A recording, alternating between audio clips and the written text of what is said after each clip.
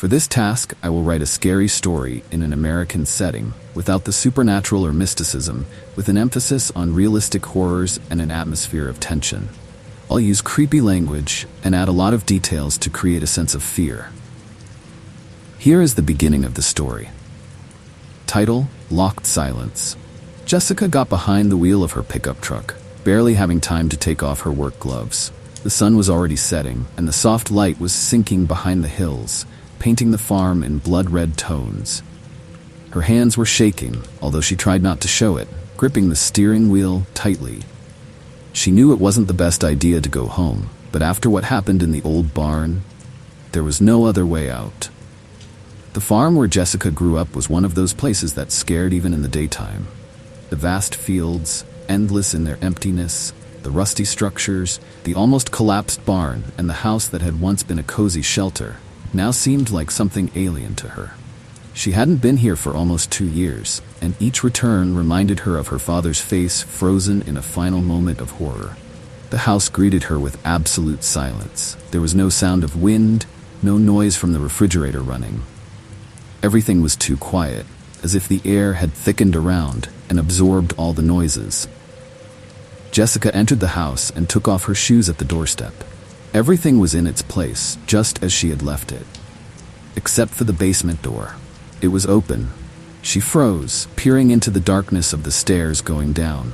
Her memory immediately returned to the evening when her father disappeared. He went to the basement to get his tools, but never came back.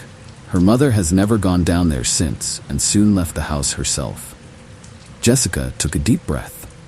She knew she would have to go down there. All their family documents were kept in the basement, including the will of their mother, who had recently died in a nursing home. Everything was like that. Simply. Or at least it should have been. She took a flashlight out of her pocket, sat down on the first step and shone it down. The stairs looked the same as when she was a teenager. Long, wooden, with creaking steps. But something was wrong today. There was a slight smell of rot in the nose, although there was no sign of mold. The flashlight darted along the walls of the basement. For a moment, she thought a shadow passed over them, but she quickly dismissed the thought. Too many nerves, too much time has passed since she left this place. She knew that if she didn't finish the case today, she would have to come back again. The basement was low and narrow, with shelves piled high with old things. But all her attention was attracted by one thing, a chained cupboard that stood against the far wall. Jessica had seen him before, but she always avoided getting closer. My father said that these were his old tools, and never allowed me to touch it. But today, she knew she would have to open it. The key was on the key ring by the door. It wasn't hard to find him. Just as she approached the closet, she heard a strange sound. At first she thought they were mice, but the sound was much heavier. Something was scratching the wooden wall. Her hands froze halfway to the key. The walls seemed dense, as if someone was accumulating pressure on the other side, preparing for a breakthrough. She slowly turned around, pointing the light at the corner where the sound was coming from. Where the concrete wall had been, there was now a crack, as if someone from outside was trying to break in. She took a step back, her back against the closet. Her hands were shaking, and the flashlight slipped out of her palm, hitting the concrete floor. The key fell next to him, and with it, the silence ended. A sharp rumble filled the basement. The scratching became louder, as if invisible claws were tearing the space inside the walls. Jessica froze, fear gripping her completely. But something was much worse, the smell. A strong, suffocating smell of rot and mold began to fill the air. She felt her lungs constrict with every breath. Father? A thought flashed through my head. Jessica bit her lip, trying to regain her composure, but her legs refused to obey. She understood that there was no darkness here, but the walls around her seemed to come alive. Their movement intensified. Every scratch on their surface sounded like a scream muffled by time. Jessica stood against the wall, listening to the sharp scratching that made its way through the concrete.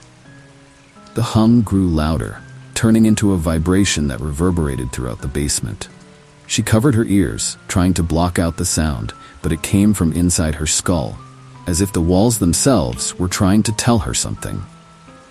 This can't be real. she repeated in her mind, but her mind stubbornly searched for an explanation. The walls cannot move, and the sound cannot come from behind the brickwork. She was here, in the real world, among things that are tangible and familiar. But something was clearly happening. The keys were right at her feet, but Jessica couldn't move. Her thoughts were racing, between the desire to escape and the need to find out what was hidden behind these walls, what was hidden in the closet. Her father never let her touch his tools. But now she had no choice. There must be something in the closet that will explain everything that is happening. With an effort, overcoming the trembling in her knees, she bent down and picked up the keys. Her hand paused for a moment at the lock. The cracking and scratching, as if trying to break out, stopped as soon as she touched the lock. This silence turned out to be even more frightening than the noise itself. Jessica held her breath and inserted the key. The cupboard clicked, the chain slid gently off the door, but she was in no hurry to open it. Something deep inside her screamed for her to stop, but she had already taken this step, had already opened this path. The closet door creaked open, slowly and hollowly. Inside were the usual tools: old hammers, rusty nails, a bunch of broken screwdrivers. But Jessica's entire attention was focused on something strange at the bottom of the closet. It was an old magazine, worn and battered, with notes that her father had kept long before she was born. She took it with trembling fingers and opened the first page. The lines were short, sharp, like sketches of thoughts that my father made in a hurry. Reading the notes, Jessica began to realize that a picture was unfolding in front of her of how her father was slowly losing himself. He described how every day it seemed to him that the walls of the house were shrinking around him. It was as if there was no way out of the house, as if every sound was getting louder, every shadow longer. He said that he felt trapped, as if in a cage from which it was impossible to escape. His fear and paranoia were palpable in every line. On the last page, his notes were interrupted. The last words were written large, bold, as if with a special accent. "The walls are watching." Jessica exhaled convulsively and threw the magazine on the floor. She couldn't believe that her father could be so out of touch with reality. It seemed to be an ordinary house, ordinary walls, but something locked him in them, brought him to this madness. She felt as if she had fallen into the same trap. Suddenly, the lights flickered and the electricity went out. The house was completely silent. There was no sound outside, no wind, just Jessica's heavy breathing. "Oh no," she whispered. "Impossible. It's a coincidence. Walls cannot observe." But the silence was getting oppressive. The basement was flooded with the faint light of a flashlight, which now seemed barely alive. Jessica knew she needed to get out of here. Suddenly, she felt the air become heavy, as if the oxygen around her had become denser, enveloping her every movement. Fear filled my lungs, and my legs felt like cotton wool. She abruptly grabbed a flashlight and rushed to the stairs. But at the very beginning of the ascent, she was stopped by a sound, slow, as if someone or something was climbing behind her. At first, she thought it was footsteps, but then she realized the sound was coming from the walls. The very walls that her father described in his magazine, as if they were alive and moving behind her. The footsteps became louder, clearer. Jessica knew she couldn't see anything, but that didn't mean there was nothing. She quickened her pace, flying up the stairs, but her legs were shaking, and every movement was harder for her. Her heart was pounding loudly in her chest, and it seemed that panic was about to overwhelm her. When she got to the basement door, she pulled the handle sharply, but the door wouldn't budge. Panic overwhelmed her. Something was coming behind her, and she could feel it in every cell of her body. The walls seemed to shrink more and more. Jessica hit the door with her fists, but it wouldn't open. "Damn it!" she shouted, but there was no answer. She yanked the door again, this time with both hands, and suddenly felt the door move. Jessica made one last push and climbed out, slamming the door behind her. She turned around. The house was still as quiet as before, but something had changed in that silence. The walls were silent, but she knew something was wrong with this house. This house itself became something that wouldn't let go, wouldn't let you breathe. Jessica stood at the door, trying to catch her breath. My heart was still pounding in my chest, and my head was spinning with thoughts of what had just happened. Walls, sounds, darkness, It was crazy. She knew she had to leave here, but something held her back. This house? He had become a kind of prison for her, just as he had been for her father. She took a step back, feeling the cold slowly creep under her skin.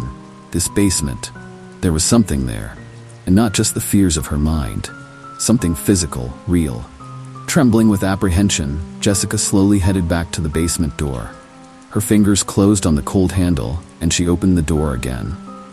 The lantern in her hands trembled as she illuminated the stairs leading down.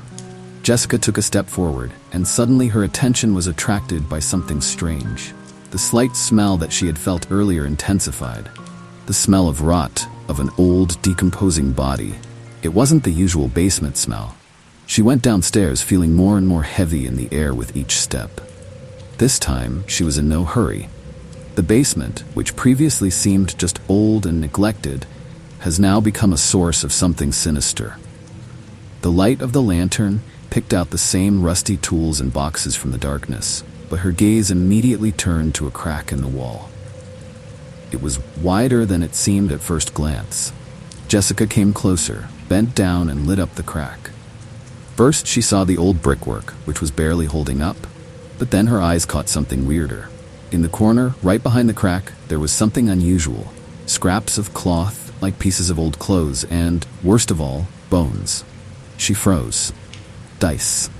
Clutching the lantern, she illuminated the crack more carefully, and her heart sank with horror. There was a man inside the wall, more precisely what's left of it. His body was bricked up in the masonry, and as she looked closer, she realized that this man had most likely been here for many years. The skull stared blankly at her, her stomach clenched in disgust. But that wasn't all. Jessica understood that the man was not alone. Behind this body, in a crack in the wall, there were more remains stacked one on top of the other, like a pile of human bodies. There were at least 3 people here, or more. She staggered back, uttering a muffled cry when she realized she was standing at the crime scene. This explained everything.